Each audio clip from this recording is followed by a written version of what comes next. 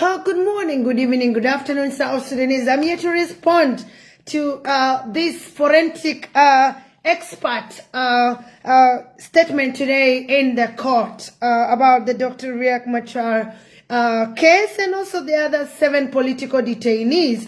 And I will read before I give my comments because we need to also hear first what really happened in the court before this guy came out and say this. So the aspect that the expert cited Machar command failure despite lack of direct orders. South Sudan opposition leader Dr. Riek Machar Tendurgon on April 13, 2026, Juba.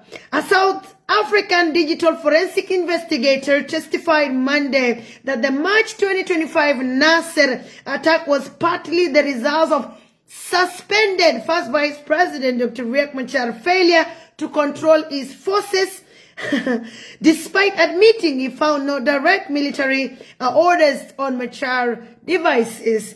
Testifying during the 67th session of the proceeding at Freedom Hall in Juba, expert Rahogi Peter Calvi Rafadi told the court that in his professional opinion, Machar failed in his command responsibility as a leader of the Sudan People Liberation Army in opposition SPLA-IO. This defense attorney Anis Tombe Agostino pressed the expert on whether his report placitly concluded that a failure in command led to the killing of Major General David Majur, government soldiers and United Nations crew members. Tombe noted a lack of direct evidence to support such a claim. Rafadi acknowledged that because he did not have the password for Machar phones and laptop, he could not extract direct digital evidence. However, he maintained that his analysis supported the conclusion that Machar had failed as a leader of the SPLA-IO. When asked by the defense to confirm if any data from the devices contained a military order to launch an attack or conduct combat operation, Rafadi said there was no such direct order. He noted, however, that page 9 of his report highlights digital evidence of the voice call communication. Under further questioning, Rafadi admitted it was not possible to determine the specific content of those phones' conversation. He confirmed that he had been unable to unlock or forensically examine Machar's personal devices, learning him into and include specific recommendation in the report as an investigator. Regarding the evidentiary basis for linking Machar to the military operation in Nasser, Rafadi pointed to messages extracted from co-accused Port Kang Chol. In one exchange, Gok Lual reportedly sent a WhatsApp message requesting to speak with the Machar too, while Chol replied that a normal phone call was not the best option. Rafadi told the court that such messages indicated a high level of security among the group. Presiding Judge James Alala Deng adjourned the hearing until Wednesday, April 15th, 2026 for the continue over cross-examination. Machar 73, who is currently under house arrest, faced charges including murder, conspiracy, terrorism, treason, and crime against humanity. In his so-called accused remain detained by the National Security Services. Prosecutors allege that SPLA-IO forces allied with the White Army militia killed 257 South Sudanese People Defense Forces soldiers, including Commander David Majur Dak, and destroyed or seized approximately 58 million in military equipment during the attack on the Nasser garrison in March 2025. Thank you so much. This is the report, or this is the message of the today 67th session of the 7 political detainees and the First Vice President, Dr. Riek Machar. And before I give my comments, when you read very well on this, what does that tell us? It tells us that Rafadi, he's not acting according to his investigation. Rafadi have a teacher from behind the door from the South Sudan people government, and they're coaching him on what he will come to say in court. Because when you see everything, he could not come out and tell us the evidence that he's supposed to give us. Rafadi is supposed to give us tangible evidence that on this date, Machar did this, and he need to give us also the proof, not just to say that the first vice president failed to control his own forces. Who is Rafadi to comment like that? Since did he become a government official, or since did he become also a South Sudanese? Because only a South Sudanese can comment that way. So what does that tells me and you who is a South Sudanese? It tells us that Rafadi, he's being trained on what to say. Rafadi is being coached on what to say. Rafadi is a teacher to the student, is a student to the South Sudan government. He being told to comment like this because Rafadi did not go to South Sudan everywhere that SPLA-IO are in. So how will Rafadi know that Dr. Riek Machar failed to control his forces? We said before that the government of South Sudan didn't have evidence when they decided to arrest the first vice president. The late information is the first attempt to arrest Dr. Riek Machar was the first thing. It was to kill him. Somebody was sent with Dr. Riek to kill him, and unfortunately that did not happen. When that did not happen, and then the vice president, the former vice president, who is now in prison, Benjamin Bolmel, he went to national security and ordered the command on that guy to be able to go and arrest Dr. Riek Machar. And that guy asked him, who are you in the government of South Sudan for you to be able to come and order me to go and arrest a sitting first vice president? So that failed. And then also when he ordered for Dr. Machar to be killed, and then Bol was sent to the president, and then he was also asked that who are you to be able to kill Dr. Riek Machar?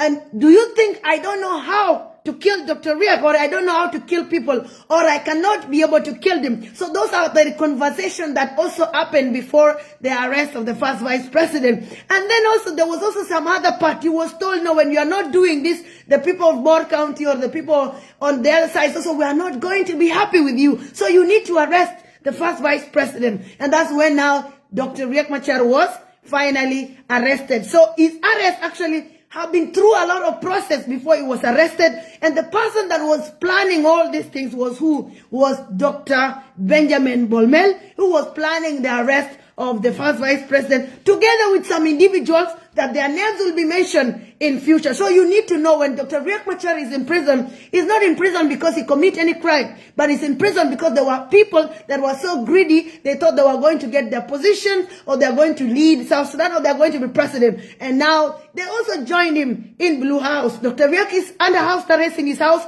but where is Dr. Benjamin Bolmel? Is in Blue House. So what does that tell us? They tell us what goes around comes around. And they say in where mateka mawur koru, teka mawur koraba. So what does all these things tell us?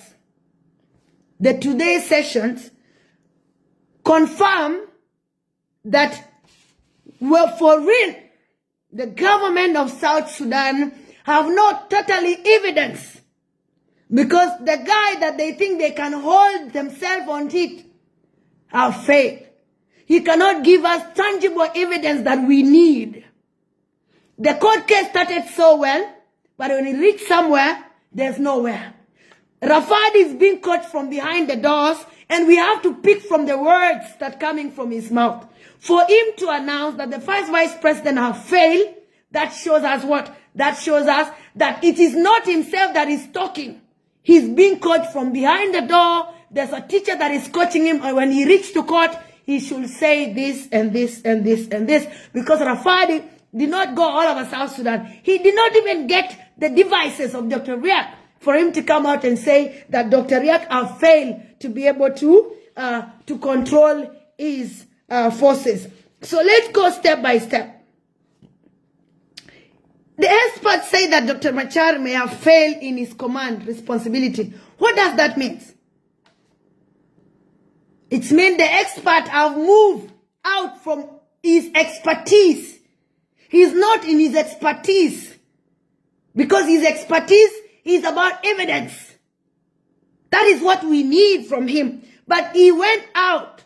He went beyond all this and he started telling us that Dr. Riek have failed. So what does that tell me and you? It does tell us that the court case is an individual thing. It's a planned game from some people that just want to make sure they continue destroying South Sudan. They continue looting the resources of South Sudan. And this guy also, he will be killed if we really don't even, if he is not careful. Rafadi will also be killed because whatever is being told to go and say is actually exposing the government weaknesses, the government failure every single day. This court case, I got so much interest in it because of the word that he said that the first vice president failed to control his own forces. That showed us that the person speaking is not Rafadi. There are other people that are speaking in the mouth of Rafadi, and they coach Rafadi on what for him to come and say in court. And at this level, the South African need to get concerned. They need to get involved because the forensic guy came from South Africa. And this guy is a fake guy, and it shows us how fake also can the universities where the experts that come from us, South Africa, study in. If you can bring us such an expert from the Konyo part in South Africa, then where are we going? And if you don't know, actually, there were a lot of people that were removed from their jobs. The people that were told to be able to leak information out, especially from that guy that was the NCA at that time. He was sacked from his position. Why? Because the government, Bolmel, had to sack him because he refused to do what he was asked to do. He was asked to leak information of the direct, and he refused. And also, Adut is also visiting different people. Those who come and talk on behalf of, say that this court case is fake, Dr. Riek, also, I am also receiving information. Adut went to Nairobi and tried to threat some people that were also commenting that this court case is not fair and it's supposed to be removed. So Adut also went to Nairobi and visit this individual and warned them that they should not be able to comment like this. And that shows us that Adut actually enjoy the suffering of the people of South Sudan. So number one, there were no direct orders. Dr. Riek did not order anybody to kill anybody. There were no those evidence. From the people that were brought to be witnesses, and also from the phones of the guys that the forensic expert managed to enter into their phones, there were no specific direct orders that were either ordered by Dr. Riek, either ordered by the 7 political detainees. There was no order. So what does that tell us? That all of them, the 7 political detainees plus their leader, First Vice President Dr. Riek Machar, are innocent.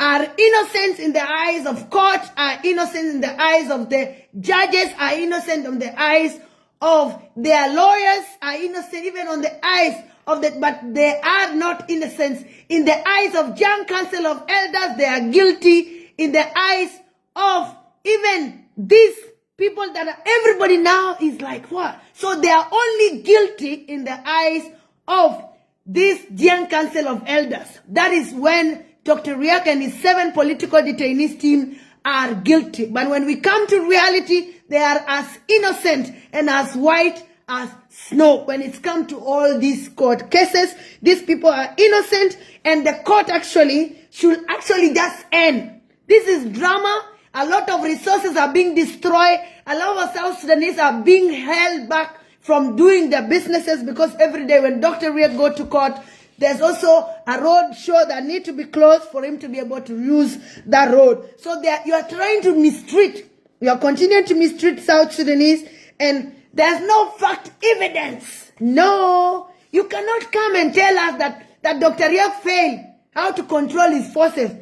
No, that is not an expert. It's not your recommendation. You should not be able to say that because that is not your expertise. You are not a general. You are not a South Sudanese. You cannot comment like that Rafadi or Peter Rafadi or Calvin Peter Rafadi. You are not allowed to comment like that. You have failed. Pack your things and go back to South Africa. You cannot be able to testify or to bring any expertise out of your report. So your forensic report cannot rely on saying, what evidence do you have that for you to come and say that Dr. Riek failed to be able to control his own forces. So to all South Sudanese and also to the Nuer people that are following this case closely, my conclusion should be a forensic report cannot suggest that a leader failed in a responsibility, even without direct orders. There was no direct orders. And we all know that Dr. Riek Machar did not fail on his forces. So all the best to all of you, and let's follow this closely, because there's a lot of information, or there's a lot of messages or learning to be done here. There's a lot of lessons for South Sudanese to learn from this first vice president trial, and also the 7 political detainees. What does this tell us to South Sudanese? It tells us that at least it's a good step that we know how laws should be done. There's a lot of things that we have known differently. Like a lot of people are coming and say, I didn't know what does it mean to adjourn or what is it. So all these things are things we're learning, and it's a history in making. Actually, this is a history in making, that a sitting first vice president was actually tried by individuals called themselves the Jiang Council of Elders, because whoever is jailing Dr. Riek Machar is the Jiang Council of Elders, plus in the bracket the government of South Sudan. All the best and have a good evening.